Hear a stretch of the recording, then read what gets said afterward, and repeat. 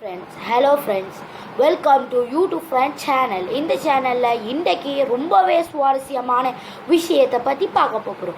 இவ்வளவு நாளும் நாம் மனிதர்களை முன்னுதாரணமாக எடுக்கிற வீடியோஸையும் நமக்கு தெரியாத விஷயங்களையும் கற்றுத்தர மாதிரியான விஷயங்களை இந்த வீடியோவில் பார்த்துட்டு இருந்தோம். ஆனால் இப்போ நாம் பார்க்க போகிறது சுவாரஸ்யமான விஷயம்டா, அப்படி ஒரு சுவாரஸ்யமான விஷயம், வேற லெவல் வெறித்தனமான விஷயத்தை இந்த வீடியோவில் நாம் பார்க்க போகிறோம். அப்படி என்னடா வெறித்தனமான விஷயம் என்று தானே கேட்குறீங்க. அந்த விஷயம் என்னன்னா, மனிதர்கள் இறந்த அப்புறம் அவங்களுடைய ஆவியின் செயற்பாடு, அவங்களுடைய ஆராஸோடைய செயற்பாடை தான் இந்த வீடியோவில் நாம் ஃபுல் அண்ட் ஃபுல்லி பார்க்க போகிறோம். ஸோ ஸ்கிப் பண்ணாமல் இந்த வீடியோவை பாருங்கள். இந்த வீடியோவில் ஃபுல்லாக டப்பிங் இங்கிலீஷில் பண்ணியிருக்கோம். இந்த வீடியோவை உங்களுக்கு விருப்பமாக இருந்தால் பாருங்கள். When we die, our soul departs from our body. And the soul goes on a journey that has many stages to it. And for the beginning of this khutbah, I want to focus on one stage of the journey of this soul. And that is when the soul descends into the grave to be reunited with our bodies. And when the soul is coming down, it witnesses the janazah, the funeral. And your body is laying there on the ground, wrapped up, getting ready to be buried. And you're descending and you're seeing this, and you're hearing it, you're experiencing it.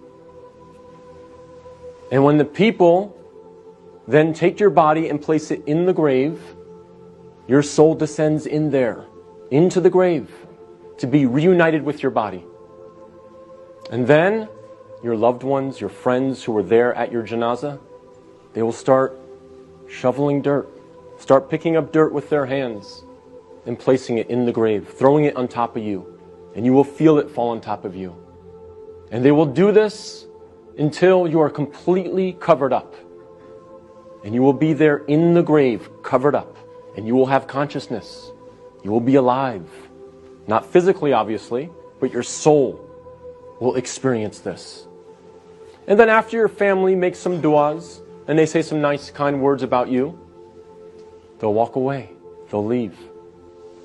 And you will hear their footsteps, as the Prophet, peace and blessings be upon him, said, that you will hear their footsteps as they walk away.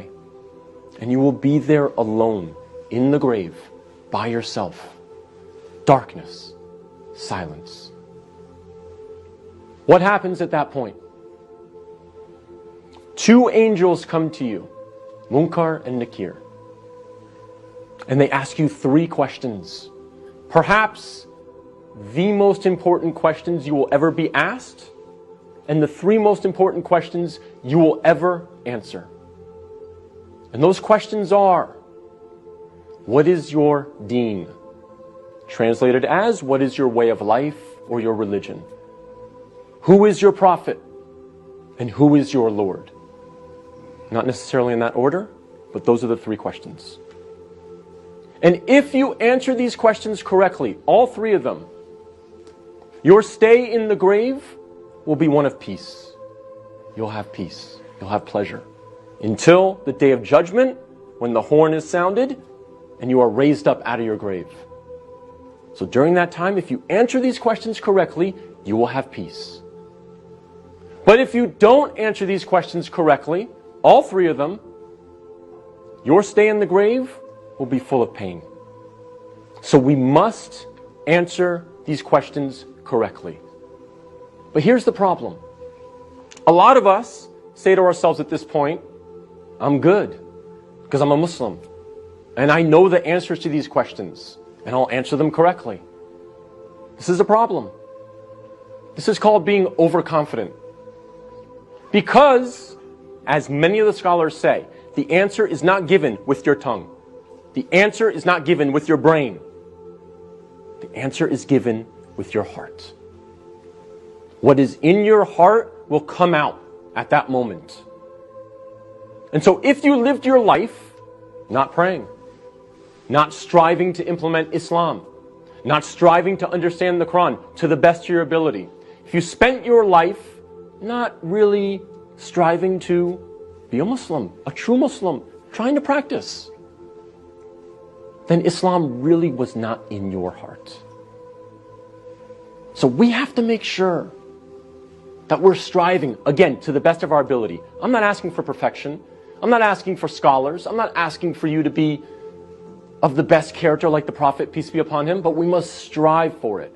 So that on that day, when these angels come to us and they ask us these questions, what is in our heart will naturally come forward. The answers, the correct answers, will come forth. And not the answers of, I was striving for something other than the pleasure of Allah. So we have to make sure that Islam is in our hearts, not just on our lips, not just in our mind.